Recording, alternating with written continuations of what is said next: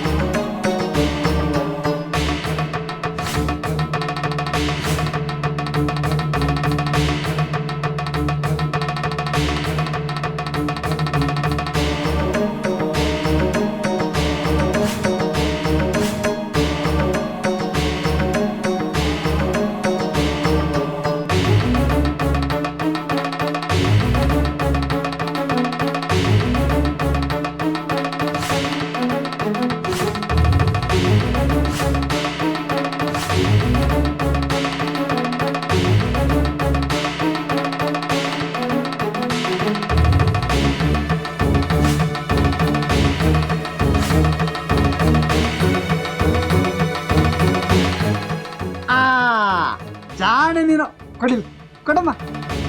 ಏನಿವತ್ತು ಯಾವತ್ತು ಇಲ್ದೇ ಇರೋದು ಪ್ರಸಾದ ಎಲ್ಲ ತಂದ್ಕೊಡ್ತಾ ಇದ್ದೀರಾ? ಯಾವಾಗ್ಲೂ ಕೊಂಕೆ ನಿಂದು. ಈಗ ಸಮಾಧಾನ ಆಯ್ತಲ್ಲ, ಇನ್ ಹೊರಡ್ಬೋದು. ನಾನು ಹೋಗೋದನ್ನೇ ಕಾಯ್ತಾ ಇರ್ತೀಯಲ್ಲ ಯಾವಾಗೂ ನೀನು. ಈಗೇನ್ ಹೋಗ್ತಿರೋ ಇಲ್ವೋ? ಆಯ್ತು ಬಿಡೆ, ನಾನೇನ್ ಜಾಂಡ ಉರ್ಕೊಂಡು ಇಲ್ಲೇ ಇರೋಕ್ ಬಂದಿಲ್ಲ. ಇವಳು ದಿದ್ದೇನೆ ಯಾವಾಗೂನು.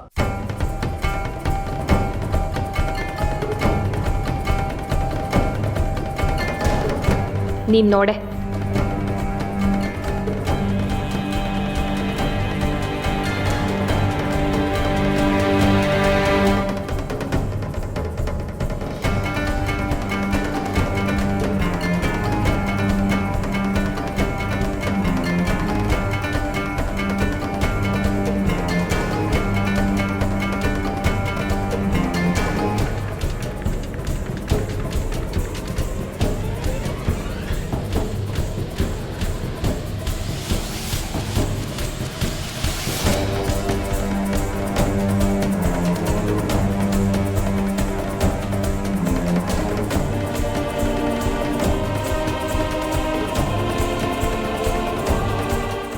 ಜಾಜಿ, ನಂಗೆ ಯಾಕೋ ಯಾವುದೂ ಇಷ್ಟ ಆಗಿಲ್ಲ ಕಣೆ. ನೀನು ನೋಡು. ನನಗೇನು ಬೇಡ ಚಿಕ್ಕಮ್ಮ. ಹೌದಾ?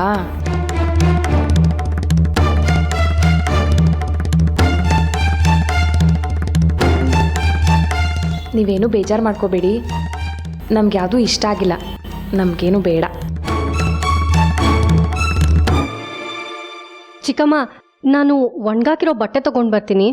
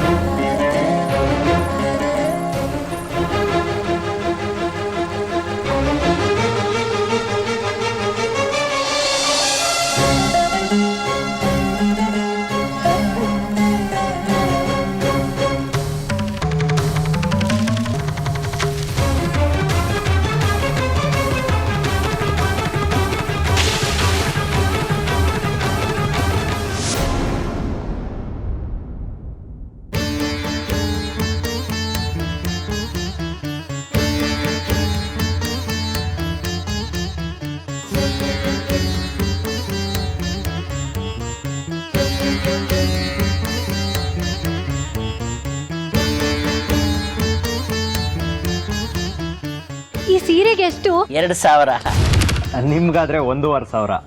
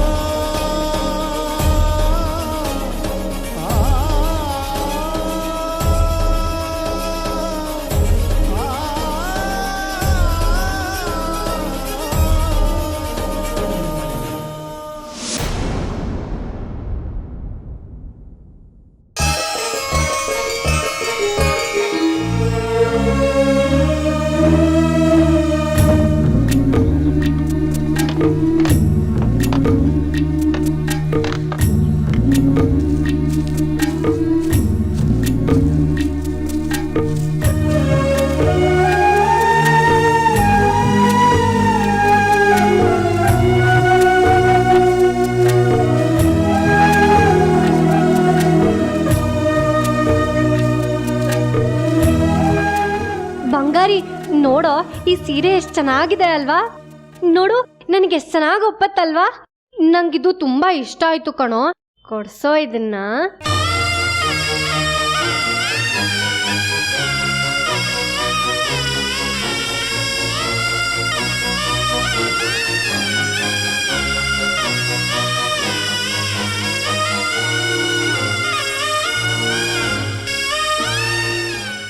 ಸೀರೆನಾ?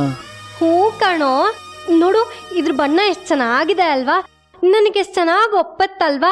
ನಂಗೆ ತುಂಬಾ ಇಷ್ಟ ಆಯ್ತು. ಕೊಡ್ಸೋ ಬಂಗಾರಿ. ಅದು ಅದು ಏನೋ ಅದು ಅದು ನಂಗಿದ್ ಬೇಕು ಅಷ್ಟೇ.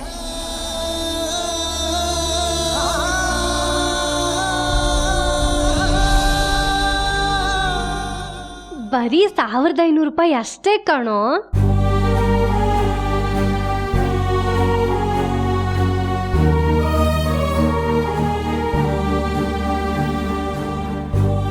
ಬೇಡ ಅನ್ಬೇಡ್ವೋ? ಮದುವೆ ಆದ್ಮೇಲೆ ಮೊದಲನೇ ಸಲ ನಿನ್ನೇನೋ ಕೇಳ್ತಿದ್ದೀನಿ. ದಯವಿಟ್ಟು ಇಲ್ಲ ಅನ್ಬೇಡ ಕಣೋ. ಕೊಡ್ಸೋ ಬಂಗಾರಿ.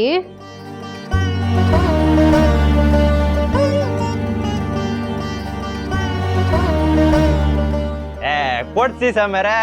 ನಿಮ್ ಹೆಂಗಸ್ರು ಅಷ್ಟೊಂದು ಪ್ರೀತಿಯಿಂದ ಕೇಳ್ತಾವ್ರೆ. ಮದ್ವೆ ಬೇರೆ ಹೊಸ್ದಾಗ್ ಆಗಿದ್ದೀರಿ, ಇಲ್ಲ ಅಂತನ್ಬೇಡಿ. ಯಜಮಾನ್ರೆ, ಹೆಂಡ್ತಿಗೆ ಹೊಸ ಸೀರೆ ಕೊಡ್ಸಿ. ಹೂ ಕಣೋ ಬಂಗಾರಿ, ಕೊಡ್ಸೋ. ಇಲ್ಲ ಅನ್ಬೇಡ್ವೋ? ಜಾಜಿ, ನನ್ನ ಹತ್ರ ಅಷ್ಟೊಂದು ದುಡ್ಡಿಲ್ಲ ಕಣೆ.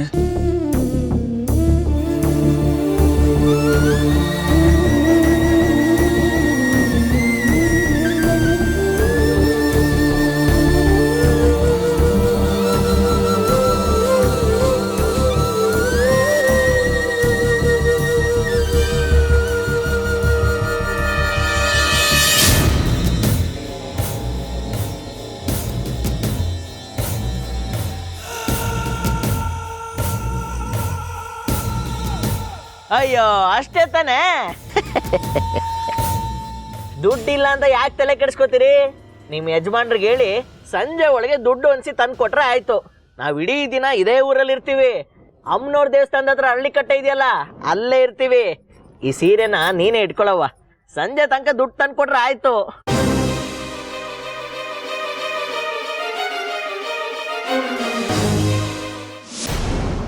ತಗೊಳ್ಳಿ.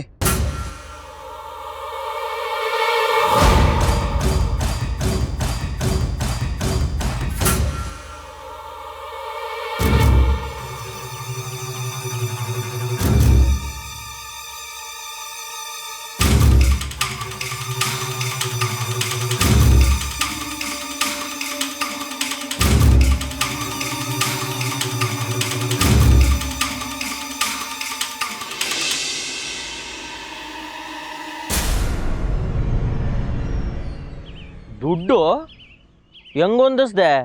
ಹಾಗಾದ್ರೆ ನಿನ್ನ ಹತ್ರ ಮೊದಲೇ ದುಡ್ಡಿತ್ತಾ? ಹೇಗೋ ಹೊಂದಿಸ್ದೆ. ನಿಮಗೆ ಬೇಕಾಗಿದ್ದು ದುಡ್ಡು ತಾನೆ, ತಗೊಳ್ಳಿ. ಎಲ್ಲಿಂದಾದ್ರೂ ದುಡ್ಡು ಕತ್ಕೊ ಬಂದ್ಬಿಟ್ಟ ಹೆಂಗೆ? ನೀನು ದುಡ್ಡು ಕೊಡ್ಲಿಲ್ಲ ಅಂದ್ರೆ ಪರವಾಗಿಲ್ಲಪ್ಪ. ಅದೇ ದುಡ್ಡು ಕದ್ದಿರೋದೇ ಆದ್ರೆ ನಾವು ಮಾತ್ರ ಮುಟ್ಟಕ್ಕಿಲ್ಲ. ನಾನು ಯಾಕೆ ದುಡ್ಡು ಕದಿಲಿ? ಅಮ್ಮನವ್ರು ನನ್ನ ಕೈ ಬಿಟ್ಟಿಲ್ಲ.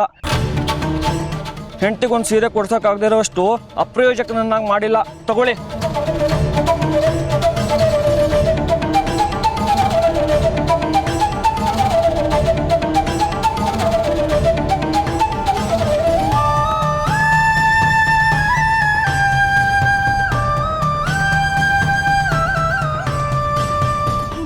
ಇವನ ಹತ್ರ ಇಷ್ಟು ದುಡ್ಡು ಬರೋದಕ್ಕೆ ಹೇಗೆ ಸಾಧ್ಯ? ಮೊದಲೇ ಬಡವ, ಈಗಂತೂ ಕೆಲಸ ಇಲ್ದಿರೋ ನಿರುದ್ಯೋಗಿ. ಈ ಊರಲ್ಲಿ ಇವನ್ ಮುಖ ನೋಡಿ ಸಾಲ ಕೊಡೋರಂತೂ ಯಾರೂ ಇಲ್ಲ. ತಂದಿದ್ಯಾ ಅಂದರೆ ಅದೂ ಇಲ್ಲ ಅಂತ ಹೇಳ್ತಿದ್ದಾನೆ. ಮತ್ತು ಹೇಗೆ ಇಷ್ಟೊಂದು ದುಡ್ಡು ಬಂತು? ಹೇಗೋ ಮಾಡಿ ದುಡ್ಡು ಒಂದಿಷ್ಟು ತಂದು ಕೊಟ್ಬಿಟ್ನಲ್ಲ. ಅವನು ಕೊಟ್ಟಿರಲಿಲ್ಲ ಅಂದಿದ್ರೆ ಅವನು ಕೊಟ್ಟ ಮಾತಿಗೆ ತಪ್ಪದ ಅನ್ನೋ ಕಾರಣಕ್ಕೆ ಅವನು ವಾಕ್ ಶುದ್ಧಿ ಕೆಟ್ಟೋಗ್ತಿತ್ತು. ಛೇ, ಅಷ್ಟೊಂದು ನಿರಾಸೆ ಬೇಡ ಸೂರ್ಯಾಂಶು. ಇಷ್ಟೊಂದು ದುಡ್ಡು ಹೊಂದಿಸಿ ಇಲ್ಲಿ ತಂದುಕೊಟ್ಟು ಹೆಸರು ಉಳಿಸ್ಕೊಂಡಿದ್ದಾನೆ. ಆದರೆ ಇನ್ನೊಂದು ಕಡೆ ಹೆಸರು ಕೆಡಿಸ್ಕೊಂಡಿರ್ತಾನೆ.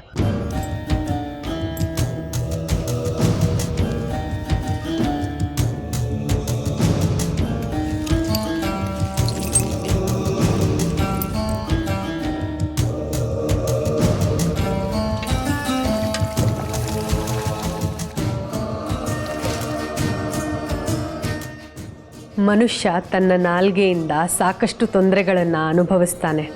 ಹಾಗಾಗಿ ಮಾತಿನ ಬಗ್ಗೆ ವಿಶೇಷ ಗಮನ ಇರಲಿ.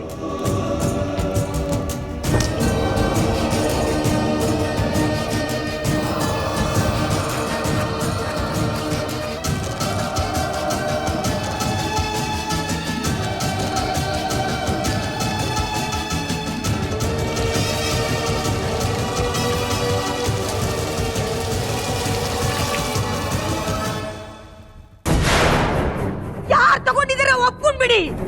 ಗುಂಡಿ ಹೊಡೆದು ಎಣಸಿಟ್ಟಿದ್ದೀನಿ. ಈಗ ನೋಡಿದ್ರೆ 1500 ರೂಪಾಯಿ ಕಾಣ್ತಾ ಇಲ್ಲ ಅಂದ್ರೆ ಯಾರು ತಗೊಂಡಿದ್ದೀರಾ?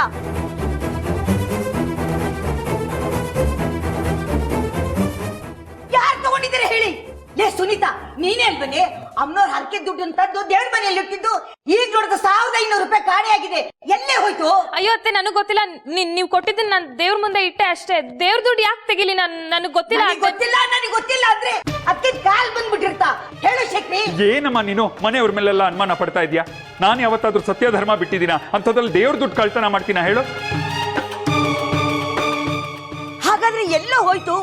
ಒಂದಲ್ಲ ಎರಡಲ್ಲ, 1500 ರೂಪಾಯಿ.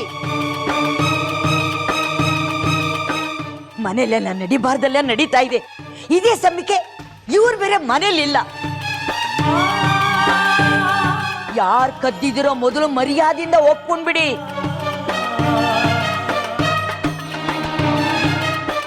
ದೇವ್ರ ದುಡ್ಡನ್ನ ಕದ್ರೆ ನರಕಕ್ಕೆ ಹೋಗ್ತೀರಾ. ಒಪ್ಕೊಂಡ್ಬಿಡಿ.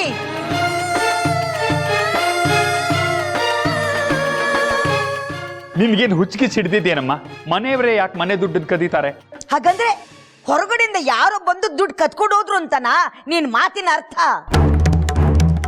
ಹಾಗೆ ಹೇಳಲಿಲ್ಲಮ್ಮ ನಾನು.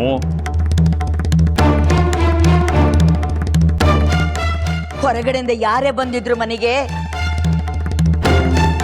ಯಾರೇ ಬಂದಿದ್ರು?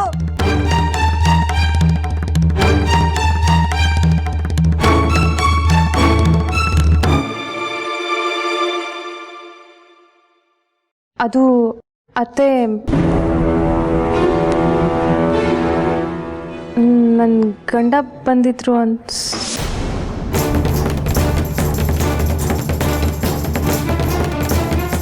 ಏನು ಚಕ್ಕಿ ಬಂದಿದ್ದ? ಹಾಗಿದ್ಮೇಲೆ ಸಂಶಯನೇ ಬೇಡ, ಅವನೇ ದೊಡ್ಡ ಕಳ್ಳ. ಲೋ ಶೇಖರಿ, ಹೋಗೋ, ಅವನೆಲ್ಲೇ ಇದ್ರು ಒತ್ತು ಕರ್ಕೊಂಡು ಬಾ.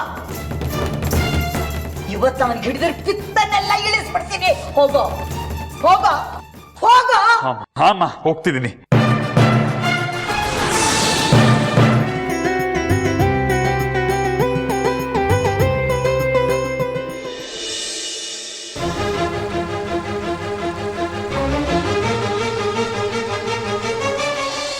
ಏನ್ ಬೇಕಮ್ಮ?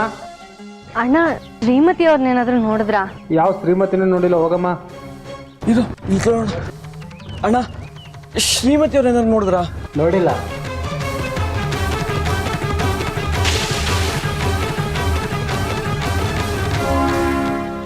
ಅಣ್ಣ, ಶ್ರೀಮತಿ ಅವ್ರನ್ನೇನಾದ್ರೂ ನೋಡಿದ್ರಾ? ಇಲ್ಲ, ಎಲ್ಲೂ ನೋಡಿಲ್ಲ.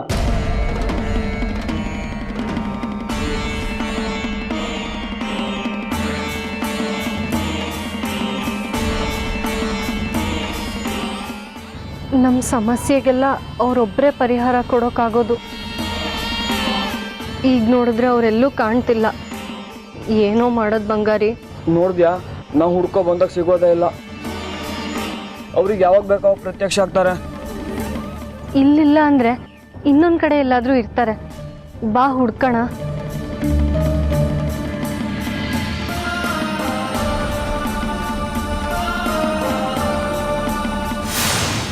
ಹಬ್ಬಬ್ಬಾ, ಎಂಥ ಕುಟುಂಬನಪ್ಪ ಇವ್ರದು. ಒಬ್ಬರಿಗಿಂತ ಒಬ್ರು ಅತ್ಲು. ಆ ಮುದುಕಿ ನೋಡಿದ್ರೆ ಯಾವಾಗಲೂ ನನ್ನ ಕಳ್ಳ ಕಳ್ಳ ಕಳ್ಳ ಅಂತ ಬಡ್ಕೋತಾ ಇರ್ತಾಳೆ. ಇನ್ನು ಮನೆಯವರೆಲ್ಲ ಆ ಮುದುಕಿ ಮಾತನ್ನೇ ಕೇಳ್ತಾರೆ. ಇನ್ನು ನನ್ನ ಹೆಂಡತಿ ನನ್ನನ್ನು ನಂಬೋದೇ ಇಲ್ಲ ಅಂತಾಳೆ. ಜಗ್ಗಿ, ನಿನ್ನಂಥವನಿಗೆ ನಿನ್ನಂಥ ಸತ್ಯವಂತರಿಗೆ ಇಲ್ಲಿ ಜಾಗ ಇಲ್ಲಪ್ಪ, ಜಾಗ ಇಲ್ಲ.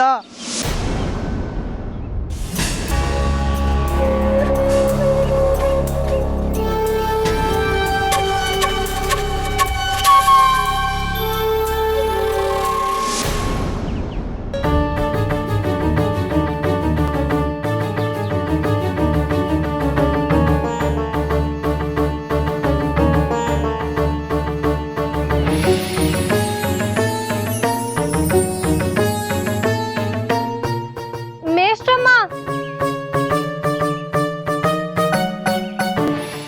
ಮೇಷ್ಟ್ರಮ್ಮ,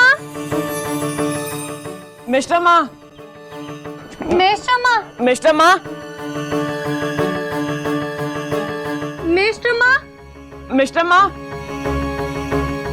ಮೇಷ್ಟ್ರಮ್ಮ. ಮಿಸ್ಟಮ್ಮ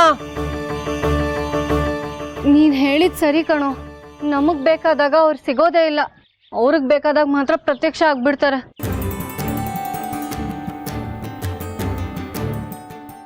ಮೇಷ್ಟ್ರಮ್ಮ, ಮಿಸ್ಟಮ್ಮ ಮೇಷ್ಟ್ರಮ್ಮ.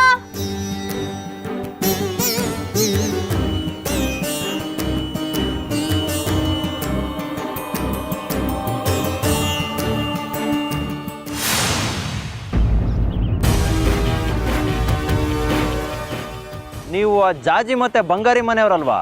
ಹೌದಯ್ಯ, ಅವ್ರ ಮನೇಲಿ ನೀವು ಬಳೆ ಸೀರೆ ಮಾರ್ತಾ ಇದ್ರಲ್ಲ ನನ್ನ ಕಣ್ಣು ಮುಂದೆನೆ.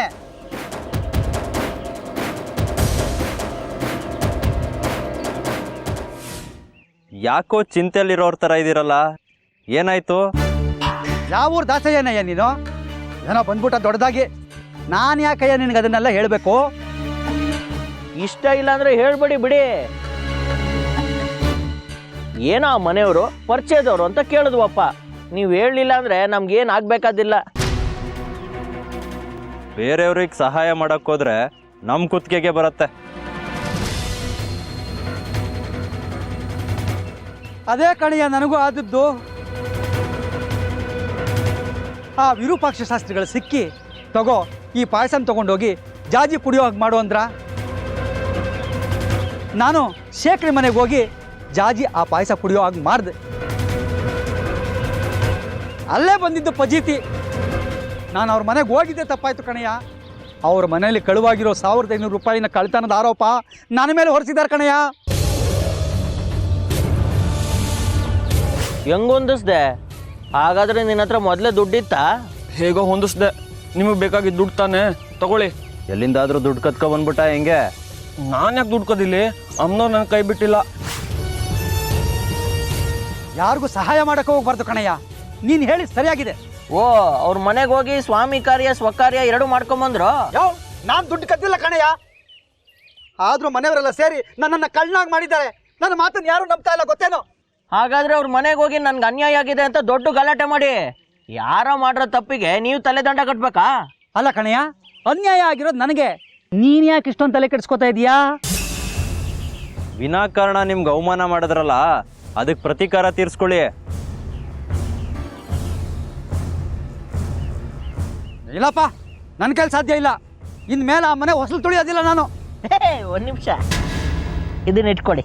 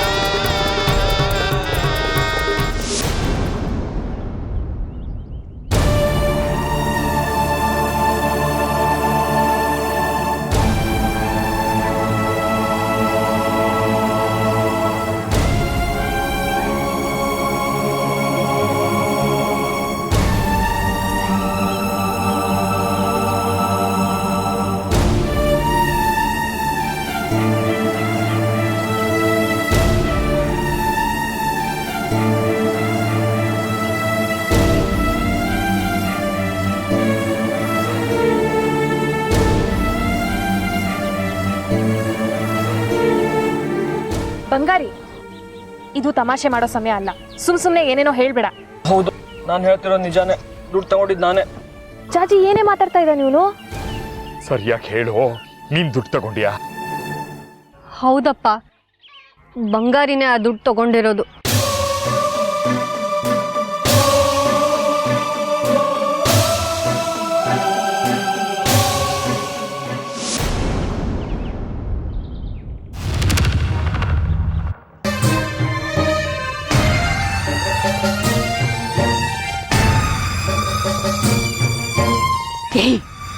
ಸತ್ಯ ಹೇಳು, ನೀನು ದುಡ್ಡು ಕದ್ದಿರೋದು ನಿಜಾನಾ?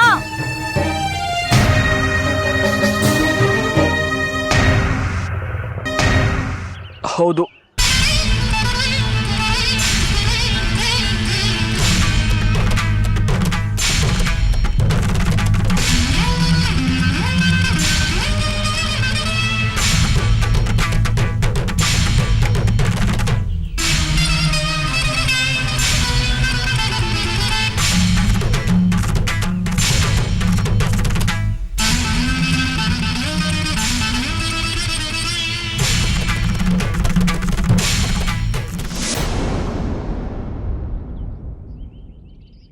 ಅಮ್ಮ, ಈ ವಿಷಯ ಇಲ್ಲಿಗೆ ಬಿಟ್ಬಿಡಮ್ಮ. ಬಂಗಾರಿ ನಮ್ಮನೆ ಅಳಿಯ ಅಮ್ಮ. ನಾವೇನವನ್ನ ಇವತ್ತು ನಿನ್ನೆಯಿಂದ ನೋಡ್ತಿದ್ದೀವ. ಪಾಪ, ಹಾಲಿಗೂ ಸುಣ್ಣದ ನೀರಿಗೂ ವ್ಯತ್ಯಾಸ ಏನು ಅಂತ ಗೊತ್ತಿಲ್ಲದೆ ಇರೋಷ್ಟು ಮುಗ್ಧ ಇವನ್ ಕದ್ದಿರ್ತಾನ ಹೇಳು?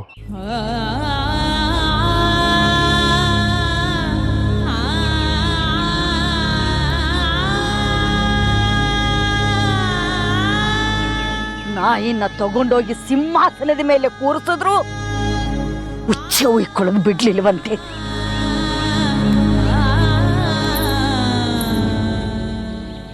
ಹಾಗಾಯ್ತಲ್ಲ ಬಂಗಾರಿ ನಿನ್ನ ಸ್ಥಿತಿ.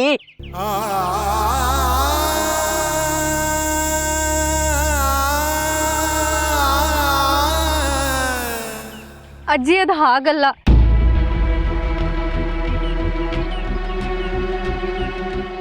ಬಂಗಾರಿ ಕದ್ದಿಲ್ಲ. ಆದ್ರೆ ಸಾಕು, ಮುಚ್ಚೆ ಬಾಯಿ.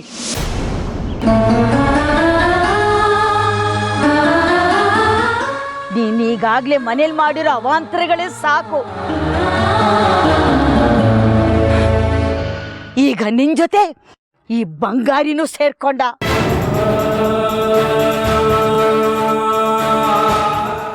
ಇನ್ನ ನೀವಿಬ್ರು ಸೇರಿ ನನ್ನ ಮನೆಯನ್ನ ಗುಡಿಸಿ ಗುಂಡಾಂತರ ಮಾಡೋವರೆಗೂ ನಿಮಗೆ ನೆಮ್ಮದಿನೇ ಸಿಗೋದಿಲ್ಲ.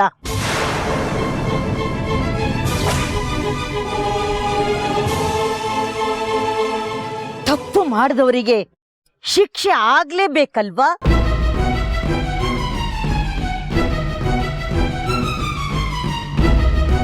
ಹಾಗಿದ್ರೆ ನೀನು ಮಾಡಿರೋ ತಪ್ಪಿಗೆ ಏನು ಶಿಕ್ಷೆ ಕೊಡ್ಬೇಕು ಹೇಳು?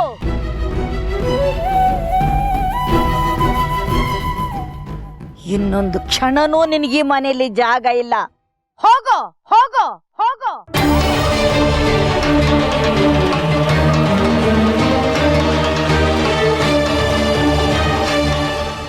ಆದ್ರೆ ಜಾಜಿನ ನಿನ್ನಂಥ ಕಳ್ಳನ್ ಜೊತೆ ಕಳಿಸಲ್ಲ.